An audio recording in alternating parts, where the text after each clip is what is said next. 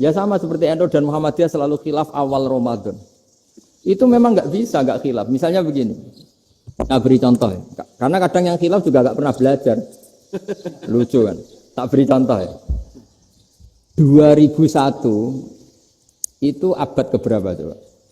Tahun 2001. Abad 21 abad 20? Abad 21. Jadi meskipun terpaut 1 tahun, padahal abad itu 100 tahun. Nah, pikirannya orang-orang Muhammadiyah seperti itu. Hilal kalau sudah melewati garis ufuk, meskipun setengah derajat atau 1 derajat itu sudah ikut bulan berikutnya. Sehingga ya sudah, meskipun sekian derajat sudah dianggap Ramadan. Nah, pikirannya orang NU enggak. Harus ru'yah bil fi'li. Itu sebetulnya lagi-lagi sebenarnya enggak masalah NU dan Muhammadiyah, itu di kitab-kitab ya seperti itu. Kita ini enggak biasa goblok ya. Artinya kita yang keluarga kiai tahunya kunut mazhab Hanafi, enggak kunut mazhab Syafi'i. Tapi tahu-tahu ini mazhab NU, ini mazhab itu aneh itu menurut kita ini anggap apa? Mana ada Muhammadiyah jadi mustahid, mana ada NU jadi mustahid. Jadi sebetulnya orang tahu semua lah kalau Abu Hanifah itu tidak kunut, Imam Syafi'i itu kunut. Imam Syafi'i pernah main di masjidnya Abu Hanifah ya tidak kunut, ditanya kenapa tidak kunut? Jenengan itu presiden kunut, tidak sanggup mati Abu Hanifah. Dulu ya biasa aja. Sekarang geger, ya karena tidak punya kegiatan. Sebenarnya itu nggak masalah, mulai dulu biasa. Saya teruskan ya. Nah, menurut mayoritas ulama nunggu ru'yah bil fi'li. Ru'yah bil fi'li itu gini. Mata telanjang bisa melihat karena agama ini menggantungkan perintah itu sama melihat. Kalau kamu tidak melihat itu bagaimana kena hukum? Ibarat gini, Pak Rektor datang ke rumah saya tapi saya nggak tahu. Kena nggak saya hukum harus menghormati? Dia datang nggak sembunyi-sembunyi. Saya kena hukum harus menghormati ya kalau melihat, kalau enggak ya enggak. Tapi Pak Rektor tetap bilang, tapi saya hakikatnya datang, jadi saya datang itu. Itu kan ribet.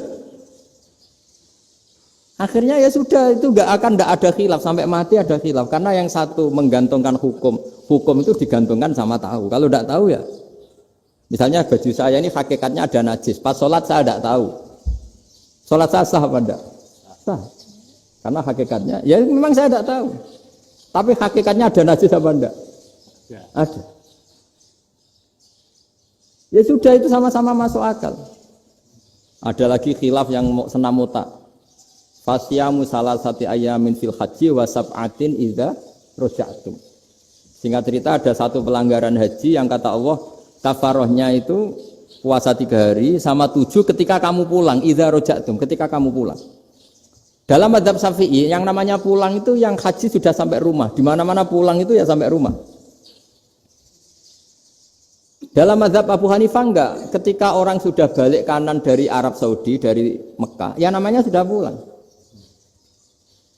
Misalnya gini, ini Pak Rektor pamit saya, Pak Haris.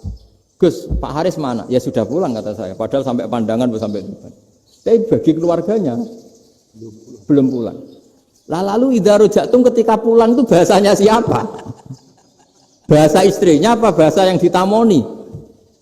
Kamu ditamoni orang, terus tamunya mana? Sudah pulang. Tapi tanyakan istrinya, belum pulang. Khilaf-khilaf gini kok jadi geger itu kan goblok banget maksud saya itu. Jadi biasa, gini itu biasa. Jadi ya karena memang ini bukan masalah akidah, ini masalah furu'iyah, masalah fikih itu masalah furu'iyah. Mau tidak mau harus beda. Misalnya di sholat juga gitu. Wa ayu qu'udin qu'adal musolli sokat sholatu. Duduk dengan gaya apapun itu sholatnya sah. Jika sampean kalau haji atau umroh, orang Arab itu jenenge duduk ngenak awak di kursi. Duduk sopan ya hanya orang Indonesia loh. Kalau sholat itu masih duduk ala orang tahiyat. Kalau sampean di Mekah, duduknya pakai apa coba? Kursi ya? Oh enak sholat duduk. Karena memang takbirnya di fikih dengan duduk gaya apa saja sah. Makanya sengenak awak duduk di kursi. Ribet kan? Mau tidak disahkan itu namanya duduk. Mau disahkan masa iya soal Allah kok duduk santai-santai gitu. Tapi mau apa? Ini fikih. Ya sekarang lagi ini fikih. Fikih itu Ya sudah ini fikih. Makanya kalau ulama berdebat misalnya Abu Hanifah berpendapat sholat itu wajib baca Fatihah apa asal Quran. Dalam mainstreamnya ya Fatihah karena la sholata liman lam yaqra' bi Fatihatil kitab. Tapi cara Abu Hanifah enggak. Faqra'u ma tayassara minal Qur'an, bacalah apa saja yang mudah bagi kamu. Asal itu Quran. Sementing gak gending Jawa, gak nyanyi lah. Ya sudah mau apa coba? Jadi ya susah memang kalau fikih itu ya sudah seperti itu. Ada lagi yang masih ekstrim misalnya. Yang namanya menyembelih hewan itu gimana coba? Dari hidup ke mati, apa pasti mati disembelih? Cara mazhab Imam Syafi'i yang namanya menyembelih, itu penyembelian harus menjadi sebab kematian. Itu yang sah. Seorang lagi, penyembelian menjadi sebab kematian yang syar'i.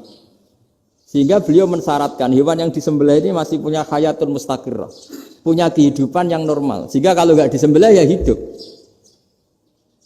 Sehingga kalau ada hewan ketabrak truk kejet-kejet, mesti mati ini buat sembelih. Itu nggak sah, karena nggak usah disembelih ya mati kan. Karena ini hanya nunggu koordinasi Israel kan, dia kejet-kejet itu kan prosedur itu. Tapi tidak disembelih pun mati. Tapi cara mazhab Malik enggak. Pokoknya anggere jek duwe nyawa jenenge kewan urip. Dengan kamu sembelih berarti matine mergo mbok sembelih. Meskipun nanti ya enggak usah disembelih ya mati. Coba hitung secara ilmu matematika. Kalau enggak disembelih hidupnya 5 menit. Gara-gara kamu sembelih hidupnya langsung mati. Terus dia matinya cara di persidangan matinya disebabkan apa? Disebabkan disembelih apa kecelakaan? Loh, debat toh kamu. Sama-sama UMM aja debat.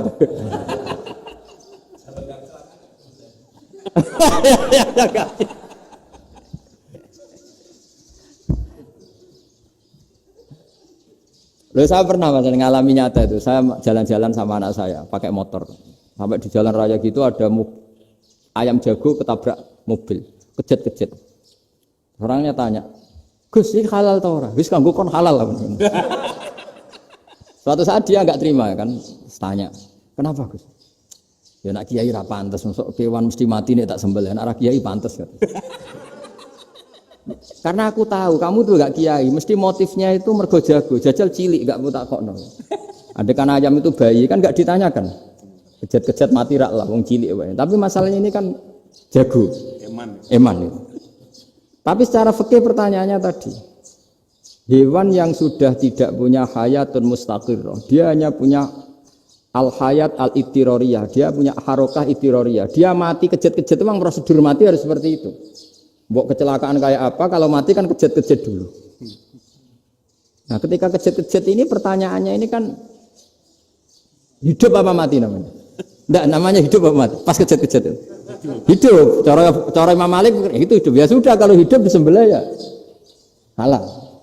Karena misalnya nanti kalau nggak disembelih matinya kan 2 menit lagi. Gara-gara disembelih mati sekarang. Tetap penyebab kematian itu nyembelih. Penyembelian ini sebab kematian. Tapi kalau Imam Syafi'i enggak, cara berpikir wes nemen, paling roh besok kaget langsung mati. Kalau gitu berarti kamu nyembelih barang mati. Jadi fikih itu kadang unik. Makanya ketika ngitung fikih itu unik. Orang keluar mani wajib apa? Mandi kan? Terus Imam Syafi'i ditanya, kenapa kalau orang kelahiran juga harus mandi? Namanya nifas. Fa innal walada waliyun munaqidun. Ya anak ya mani yang menggumpal. Bedanya apa anak dengan mani itu? Jadi fikih itu kadang lucu, di rumah-rumah tenan juga lucu. Keluar mani wajib mandi. Berarti kalau keluar anak ya wajib mandi karena hakikatnya anak adalah mani yang mengkristal. Sudah orang sudah didosan macam-macam itu kan hakikatnya mani. Itu fikih. Nah terus ditanya, kenapa kalau lahir langsung mati tidak wajib disolati? Ya jawabannya Mas Syafi'i lucu. Di mana-mana sholat itu nyolati mayit. Yang namanya mayit itu pernah hidup terus mati. Kalau itu tidak mayit ya sudah.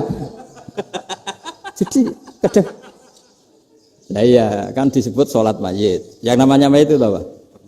Pernah hidup. Nah ini kan tidak pernah hidup. Maka ya sudah seperti itu. Jadi nggak khilaf itu tidak mungkin. Nah, kalau qit'atul lahmin, kalau hanya potongan daging, mungkin wah itu tidak manusia karena qit'atul lahmin. Sekarang pertanyaannya, kalau sudah berbentuk manusia, meskipun tidak pernah hidup, nah ini mulai perdebatan karena melihat tidak pernah hidup itu nggak memenuhi syarat, tapi melihat ini sudah suratu adamiyin, bentuknya sudah. Nah kira-kira gitu perdebatan fikih. Makanya dulu awal mula zaman sahabat itu sudah debat. Masyhur kan Nabi ada kontingen ke Bani Quraidah. Ya kalau kira-kira saya minta Pak Rektor kamu jangan kalau ke Malang jangan sholat asar kecuali sampai Tuban. Sebelum Tuban ternyata matahari mau tenggelam. Terus Pak Rektor milih, wah sudah sholat di Bulu. Padahal belum Tuban. Padahal saya bilang jangan sholat asar kecuali di Tuban. Yang Pak Haris enggak tetap sholat di Tuban meskipun matahari sudah tenggelam. Karena Nabi menyebut Tuban. Singkat cerita, zaman itu kan Bani Quraidah. La tusolliyanal asra illa fi Bani Quraidah. Kalian semua jangan sholat asar kecuali sampai Bani Quraidah. Ternyata di tengah perjalanan matahari sudah mau tenggelam, kira-kira kurang 2 menit atau 3 menit. Sahabat-sahabat, sudahlah kita sholat asar di sini. Kalau sampai sana pasti sudah tenggelam. Separuh sholat. Yang separuh enggak, kata Nabi harus di Bani Quraidah. Ya sudah nunggu di Bani Quraidah meskipun matahari sudah tenggelam. Singkat cerita dua kelompok ini matur, ya Rasulullah kita ngalami ini perdebatan gini-gini. Di semua riwayat di hadis-hadis sahih disebut falam yu'annif wahidan minhuma. Nabi tidak menyalahkan salah satunya atau enggak menyalahkan dua-duanya. Itu bahasa Indonesia juga ribet, yang benar gimana itu? Enggak menyalahkan salah satunya, apa enggak menyalahkan dua-duanya? Gimana bahasa benarnya? Salah satunya. Salah satunya itu dua-duanya? Ya. Enggak, kalau bahasa Indonesia tidak menyalahkan Kedua-duanya. Kedua-duanya apa salah satunya yang benar? Kedua-duanya.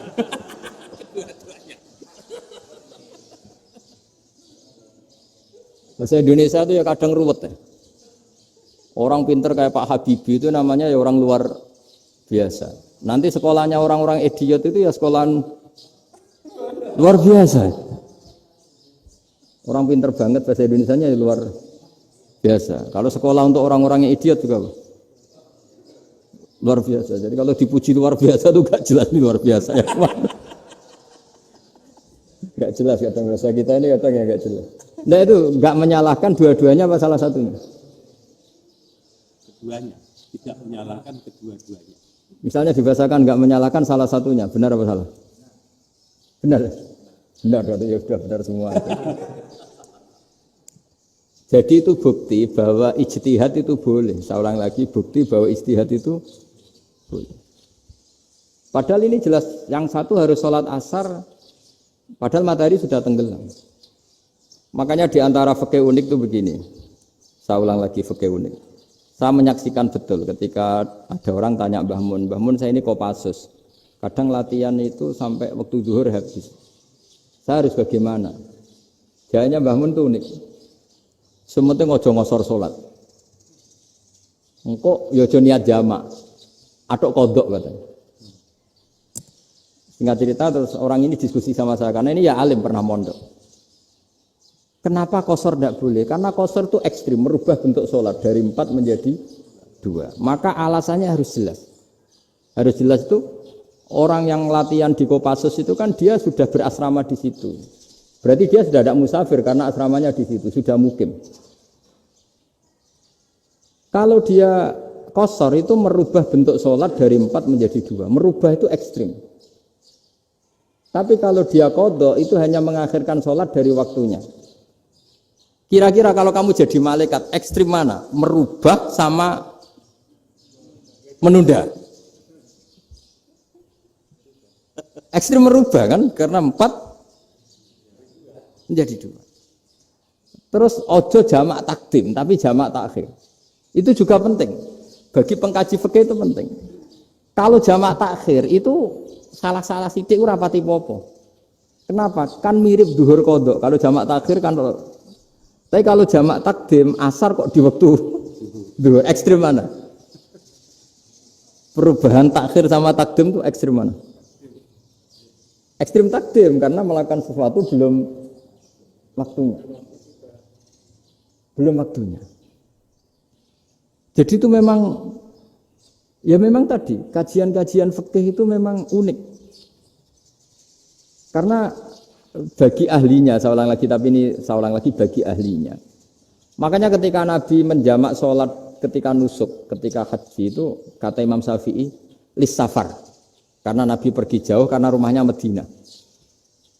Tapi resikonya fatwa itu adalah orang Mekah nggak boleh jamak karena kawasannya nggak sampai 90 kilo lah kalau sekarang mungkin.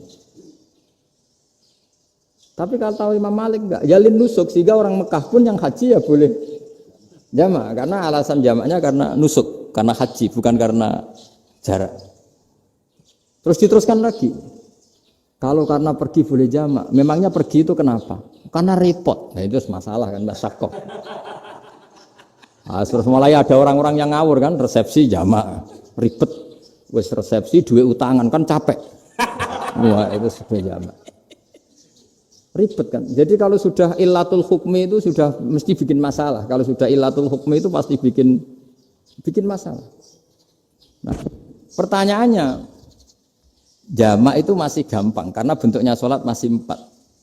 Yang ekstrim kalau qasar karena bentuk sholat 4 menjadi 2. Maka kata Mbah Mun pesennya, nak kue ra mesti benere, jika alasan itu tidak mesti benarnya. Pokoknya sementing tidak qasar katanya. Juga tidak jamak takdim karena qasar ini kan merubah bentuk sholat kan ekstrim. Jamak takdim juga ekstrim karena mendahulukan sholat sebelum waktunya. Kalau jamak takhir kan biasa, kalaupun salah kan mirip kodok. Ya mirip kodok biasa kan. Nah ini saya cerita, jadi fikih itu bagi ahlinya, itu memang punya konsekuensi yang seperti itu. Makanya pertanyaannya misalnya, bagaimana hukumnya penyembelihan lewat mesin? Ya, ribet kan? Bagaimana nyembelih dari belakang?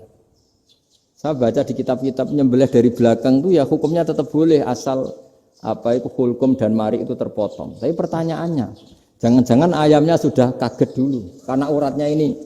Makanya perlu ditanya ahli medis, setelah uratnya tercabut ini jangan-jangan sudah berstatus mati. Kan potensi ketika dipotong dari sini, potensi sudah berstatus mati. Makanya, kalau misalnya menyembelih dengan dibacok, langsung mati gimana? Itu tetap ada dokhtoh, kalau dalam bahasa fikih dokhtoh. Dia terkaget, begitu, ada dokhtoh karena nggak bisa bernafas terus mati. Berarti kelangsungannya bangkai. Jadi orang yang pengkaji fikih itu ya seperti itu, memang itu yang ditekuni. Tapi kita sebagai orang awam ya tadi, nak sing kecelakaan itu wedhus, ayam jago ngeman, tapi nak pitik cilik ikhlas.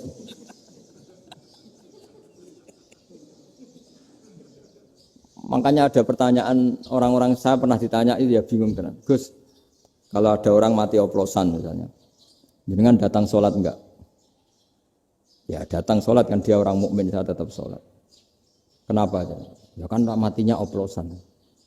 Tapi andaikan tokoh yang mati, kamu sholat enggak? Ya sholat kan dia tokoh. Jadi ribet.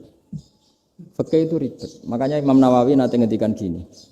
Ada orang ngundang Nabi, ya Rasulullah, saya mohon nyolati ini. Nabi tanya, punya utang enggak? Punya. Nabi, saya enggak mau nyolati mayit yang punya utang. Terus ada sahabat datang, ya Rasulullah, utang itu tak ambil alih kami. Berarti dia sudah tidak punya utang. Terus Nabi kerso nyolati. Pertanyaannya, utang itu hal yang boleh. Saya ulangi, utang itu hal yang boleh. Tapi kenapa Nabi se-ekstrim itu? Tapi ketika Nabi mau kondur itu ngendikan gini, ini PR ya bagi UMM ini PR ya. Nabi sebelum kondur bilang gini, sallu ala sahibikum. Jong saya tidak nyolati ini tapi tolong ini disolati. Terus kata Imam Nawawi, dianalogikan atau dikiaskan siapapun pelaku dosa besar atau mati dalam keadaan tidak benar. Misalnya pas dugem mati, pas oplosan mati. Itu sebaiknya tokoh-tokoh itu enggak nyolati karena nanti dianggap penghormatan. Misalnya ketua PP Muhammadiyah, rektor nyolati wong mati oplosan kan keren. Mati oplosan disolati rektor. Ya sudah, tapi kalau nggak disolati nanti ada tradisi yang keliru, yaitu janazatul muslim tidak ngalami disolati. Padahal siapapun yang muslim, janazahnya harus disolati. Makanya setengah-tengah ya rasa rektor lah, satpam bersama kudu tetap ada yang sholat gitu. Itu kata Imam Nawawi. Jadi ketika ada orang mati nggak benar, itu sebaiknya tokoh-tokohnya nggak ikut nyolati, tapi awamun nas, orang kebanyakan ikut sholat. Jadi fikih itu agak jelimet karena tadi ketika tokoh ini nyolati, pertanyaannya bedanya apa mbek sing mati ning masjid mbek mati oplosan? Karena sama-sama semua orang nyolati kan tidak ada sanksi sosial itu. Tapi ketika enggak disolatkan sama sekali, wah lebih parah lagi. Ini ada janazatul muslim tidak disolati. Sehingga kata Imam Nawawi ini hebatnya Nabi tengah-tengah. Jadi Nabi kundur, jong saya ada nyolati tapi shollu ala sahibikum. Ya tapi ini kamu harus nyolati. Kata Imam Nawawi, orang yang mati bunuh diri, orang yang mati oplosan, orang mati secara enggak benar itu asal dia muslim tetap wajib disolati karena sholat ini hakul muslim. Kan seorang muslim diantara haknya apa? Ketika mati dikafani, dimandikan, disolat. Tapi ini masalahnya matinya pas murtakibul kabiroh, pas melakukan dosa besar. Dan itu sebab kematiannya. Kalau dia oplosan, kan sebab matinya ya karena oplosan. Ya kan terus ribet. Mau disolati oleh, apalagi misalnya kita ketua ulama, kemudian terkenal wali. Wah keren, mati oplosan itu disolati wali. Kan ribet kan. Nanti yang repot malaikatnya. Itu ya, ini yang enggak kata bahaya. Saya pernah baca kitab itu yang repot malaikatnya. Itu ada yang bilang gini, orang yang punya hutang itu pasti nanti hisabnya berat. Diaudit malaikat sampai bisa nyaur hutangnya. Sementara malaikat kena konstitusi, kalau Nabi mendoakan harus mustajab. Ini kan ada dua hukum yang berlawanan. Sekali Nabi berdoa, Allahumma ighfir lahu warhamhu, itu harus dituruti malaikat. Enggak boleh doanya Nabi enggak dituruti malaikat. Sementara aturan Islam juga harus dituruti bahwa orang yang punya hutang harus tersandra oleh hutangnya. Tapi nak sing dunia Pak Haris kan, enggak tekno. Enggak ngefek gitu. Jadi misalnya Pak Haris bingung sampai nangis semua maghfir lahu kan, enggak ngefek. Malaikat enggak itu, enggak sudah lah. Tapi kalau Nabi yang berdoa kan harus dituruti. Ini masalahnya kan itu. Nah kalau diturutin berarti hutangnya harus bebas. Padahal secara aturan harus tersandra karena punya hutang. Dan nanti sama kalau yang mati oplosan ini yang doain wali, kok wali sampai Allahumma ighfir lahu. Doanya wali kan harus terkabul. Sementara secara hukum dia harus kena sanksi karena oplosan tadi. Daripada ngerepotno malaikat, sudahlah wali-wali ini tidak usah ikut nyolatin. Yang nyolati ya orang-orang nggak jelas ini, sehingga kan malaikat kan santai aja kalau mau nyiksa. Loh tapi kan sudah didoain, nggak ngefek. Karena doanya orang-orang nggak penting. Itu ada tuh di sarah Muslim itu. Di sarah Muslim di bab ketika Nabi ngetikan babu qauli Rasulullah sallallahu alaihi wasallam sallu ala sahibikum. Jadi belajar fikih itu asik. Karena tadi harus dipelajari. Kalau enggak ilmu ini hilang. Terus nanti takutnya lagi ilmu fikih itu direduksi sosial. Terus misalnya gini, pepe wong cilik wae kiai-kiai ra gelem nyolati. Orang melihatnya ini karena yang oplosan wong cilik wong melarat ra disolati. Jajal bupati ya disolati, mergo amplope gede-gede kan terus ruwet kalau dianalisis gitu kan ruwet. Makanya kenapa saya harus ngomong fikih supaya semuanya itu enggak didudukkan urusan sosial itu. Nah kalau semuanya didudukkan sosial kan sentimennya sentimen sosial. Ribet. Padahal yang sering mati oplosan itu kan wong cilik gitu loh, karena tadi kalau wong sugih kan pakai whisky yang mahal yang insya Allah tidak mati kan gitu. Yang mati kan ya mergo Bertos macam-macam itu kan. Artinya ini kalau nggak diterangkan secara fikih, kiai-kiai yang nggak datang dikira masalah sosial kan. PP salam tempel era gede terus nggak datang kan terus jadi ribet. Ya makanya ini apa lewat pengajian ini supaya sampean lebih tahu ya bahwa khazanah Islam ini kata beberapa ulama kafatal linnas, maknanya semuanya, sehingga Allah akan mentakdirkan kajian Islam akan ada di seluruh dunia. Jadi kenapa IAIN marak di Indonesia, UMM, Universitas NU banyak, karena agama ini kafatal linnas, tidak miliknya orang Arab tapi milik semua. Orang alimnya juga gitu. Ketika ada liga alim seluruh dunia, itu orang Indonesia, orang Afrika, ya selalu ada orang alim yang kelas dunia. Seperti dulu ada Imam Bukhari, itu as-sahhul kutub ba'da kitabillah. Kitab terbaik setelah Quran itu Bukhari. Padahal dikarang oleh orang Uzbek.